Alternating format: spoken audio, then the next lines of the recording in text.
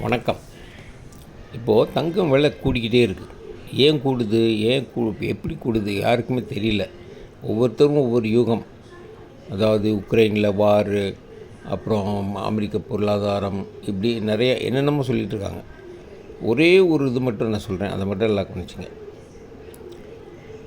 உலகத்திலேயே அதாவது ஒரு யுனிவர்சல் கரன்சி அப்படின்னு பார்த்தா தங்கம் தான், டாலர் கிடையாது. டாலரை வச்சு உலகத்தில் எல்லாம் வாங்கலாம், ஆனால் தங்கத்தை வச்சு என்ன வேணாலும் வாங்கிக்கலாம். ஸோ அந்த தங்கம் இட்ஸ் ஒரு யூனிவர்சல் கரன்சி, வேர்ல்டு கரன்சி. அதுதான் சரி. அது பாட்டுக்கு இருக்கட்டும். இப்போது ஒரு நாட்டுக்கும் இன்னொரு நாட்டுக்கும் ஒரு போர் ஒரு குண்டு விழுந்தால் கூட எல்லா நாடுகளும் என்ன பண்ணுவாங்க, அவங்களுக்கு பாதுகாப்புக்காக தங்கத்தை வாங்கி மொத்தமாக வாங்கி பதுக்குவாங்க. பதுக்குயிரில் இருப்பு வைப்பாங்க எல்லா கவர்மெண்ட்டுமே. போர் வந்துருச்சுன்னா அந்த போர் மறுபடியும் கண்டினியூஸாக உலகம் நான்காம் உலகப் போரை சந்திச்சிச்சுன்னா ஒருவேளை நமக்கு பணம் வேண்டியது இருக்கும். நான் சொன்ன மாதிரி ஏற்கனவே வேர்ல்டு கரன்சி தங்கம்தான், டாலர் கிடையாது. அதனால் தங்கத்தை வாங்கி வைக்கிறாங்க. அது ஒரு காரணம், அது தனியாக இருக்கட்டும். இன்னொன்று, தங்கம் விலை கண்டிப்பாக எப்பயுமே கீழேருந்து மேலே போய்கிட்டே தான் இருக்கும். என்ன காரணம் அப்படின்னா, ஒரு தங்க சுரங்கம் இருக்குதுன்னு வச்சுக்கலாம். அந்த தங்க சுரங்கத்தில் ஒரு 100 அடி ஆழத்தில் தங்கம் இருக்குது, தோண்டிக்கிட்டே இருப்பாங்க. அப்புறம் 200 அடி ஆழத்துக்கு போகும், 300, 400, 500, இப்படியே அந்த தங்க சுரங்கம் கீழே போக போக போக காஸ்ட் ஆஃப் தி தங்கம் கூடிக்கிட்டே இருக்கும். அதனால் விலைவாசி கூடும். அது ஒரு காரணம். தங்கச் சுரங்கங்களை கண்டுபிடிக்கிறது இல்லை, இப்போ யாருமே கண்டுபிடிக்க முடியலை. ஏன்னா சேட்டலைட் மூலமாக பார்க்குறாங்க, எல்லாம் இருக்குது. ஆனால் சில வதந்திகளில் என்ன பண்ணுறாங்கன்னா, தங்கத்தினுடைய விலையை குறைக்கிறதுக்காக ஒரு நாட்டில் தங்கம் அபரிதமாக இருக்குதுன்னு சேட்டலைட்டில் பார்த்துட்டாங்க அப்படின்னு சொன்னால், அப்போ இது அபரிதமாக மார்க்கெட்டுக்குள்ளே வந்துருச்சுன்னா அது தங்க விலை குறைஞ்சிரும் அப்படின்னு நினச்சிட்டு தங்க விலையை குறைப்பாங்க. பட் அது பொய்யும் தெரிஞ்சோன்னா மறுபடியும் வேலை போகும். இந்த மாதிரி மார்க்கெட்டில் ட்ரேடர்ஸ் விட பிளேயர்ஸ் அதிகமாக இருப்பாங்க. இதுவும் ஒரு புறம் இருக்கட்டும். இப்போது எல்லா ஃபாரின் இன்ஸ்டிடியூஷனல் இன்வெஸ்டர்ஸ் ஒரு வியாபாரிகள். எதில் முதலீடு பண்ணால் நமக்கு ஆதாயம் இருக்கும் அப்படின்றத வச்சுக்கிட்டு கோடிக்கணக்கான ரூபாயை கையில் வச்சுருக்கோம். Foreign institutional investors, FII என்பாங்க. இவங்க என்ன செய்வாங்க அப்படின்னா,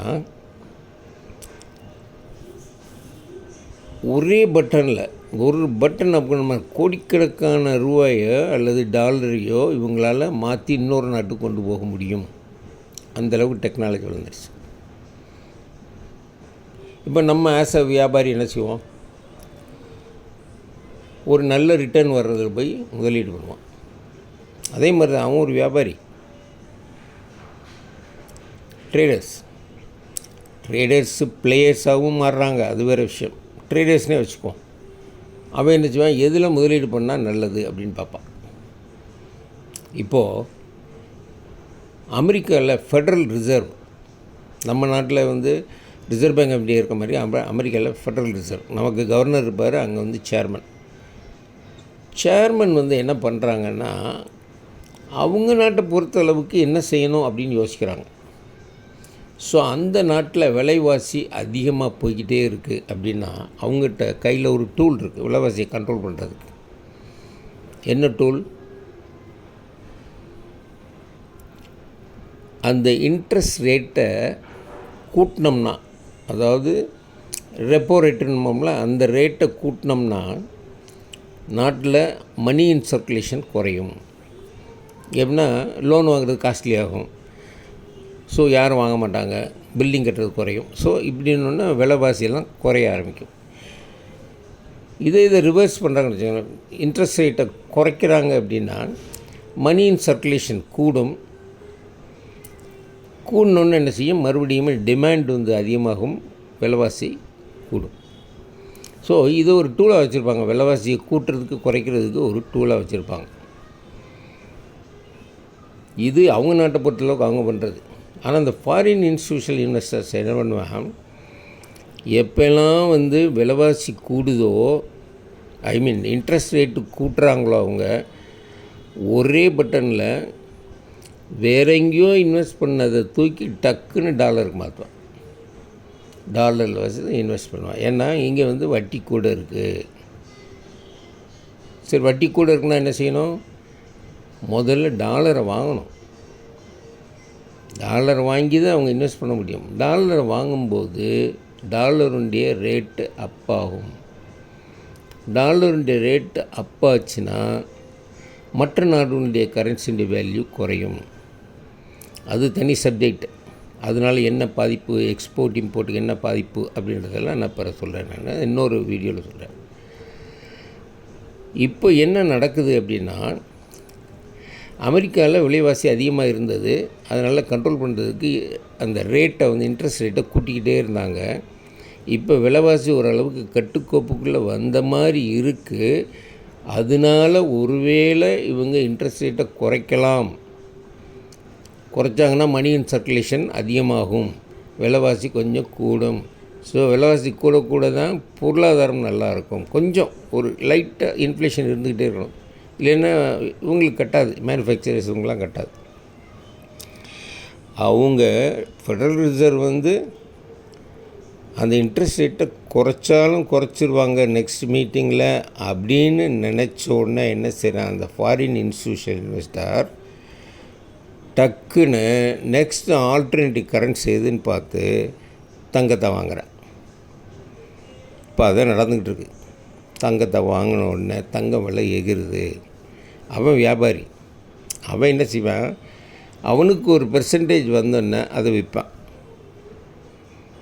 விற்கும்போது தடான்னு கீழே விழும், மறுபடியும் உயரப்போகும். என்ன காரணம்னா, பேசிக்காக வந்து காஸ்ட் ஆஃப் தங்கம் எடுக்கிறது எல்லாமே காசு கூட. எல்லா நாடுகளும் தங்கத்தை வச்சுருக்கிறது நல்லதுன்னு நினைக்கிறாங்க. இந்தியா அதிகமாக மக்கள்கிட்ட தங்கம் இருக்கிற நாடு இந்தியா தான். இந்தியாவில் எல்லா மக்கள்கிட்டையும் தங்கம் இருக்குது. அன்ப்ரொடக்டிவாக இருக்கும். வீட்டில் நகையை கழுத்தில் நகையாக போட்டிருப்பாங்க. இதெல்லாம் வந்து கவர்மெண்ட்டில் இருந்துச்சு அப்படின்னா கவர்மெண்ட் ஸ்ட்ராங்காக இருக்கும், தைரியமாக இருக்கும், பொருளாதாரம் நல்லாயிருக்கும். அதனால தான் என்ன சொல்லுவாங்க நிறைய பேர், தங்கத்தில் முதலீடு பண்ணுறது வேஸ்ட். யாருக்கு வேஸ்ட்டு, நாட்டுக்கு வேஸ்ட். இன்னொன்று ஒரு விஷயம் என்னென்னா, தங்க விலை கூடுது நம்ம சொல்கிறோம்ல. புதுசாக தங்கம் வாங்க போகிறவங்களுக்கு அது சரி, கஷ்டப்படுவாங்க, வருத்தப்படுவாங்க. ஆனால் ஏற்கனவே கழுத்தில் போட்டிருக்க தங்க நகையினுடைய விலை கூடுது பார்த்திங்களா, வளையலுடைய விலை கூடுதே. அடுத்து வாங்க போகிறது 2 பவுன், ஆனால் இவங்ககிட்ட இருக்கிறது 200 பவுன். 200 பவுனுடைய விலை கூடுதுன்னு சந்தோஷப்படுறதை விட இந்த 2 பவுனுடைய விலை குறையுதுன்னு ரொம்ப வருத்தப்படுவோம் நம்மளாம். ஸோ இப்போ அல்டிமேட்டாக அமெரிக்காவுடைய ஃபெடரல் ரிசர்வ் அவங்க நாட்டில் இருக்கிற இன்ஃப்ளேஷன் ஓரளவுக்கு பரவாயில்ல அப்படின்றனால ஒருவேளை இன்ட்ரெஸ்ட் ரேட்டை குறைக்கலாம் என்ற யூகத்தின் அடிப்படையில் ஃபாரின் இன்ஸ்டியூஷனல் இன்வெஸ்டர்ஸ் வந்து தங்கத்தை வாங்கி போடுகிறார்கள். அதனால தான் இவ்வளோ உயர்வு கீழே விழும். அல்டிமேட்டாக இன்னொரு 5 வருஷம் 6 வருஷம் கழிச்சு விலை கூட தான் போகுது. பட் ஆனால் இப்போதைக்கு ஒரு திடீர்னு ஒரு ஹைக்கு உயர் வந்துச்சுன்னா அது கீழே விழுறதுக்கு வாய்ப்பு இருக்குது. ஏன்னா ட்ரேடர்ஸ் விலை கூட்டிச்சுன்னா விற்றுருவாங்க. இது டெக்னிக்கல் அனாலிசிஸில் பார்த்துடலாம், சார்ட்டை பார்த்தோன்னே கண்டுபிடிச்சிடலாம் அடுத்து என்ன செய்ய போகிறாங்க என்னென்று. இது பற்றி நம்ம விரிவாக பார்ப்போம். அதுவரை உங்களிடமிருந்து விடைபெறுவது ராஜசேகரன். தேங்க்யூ.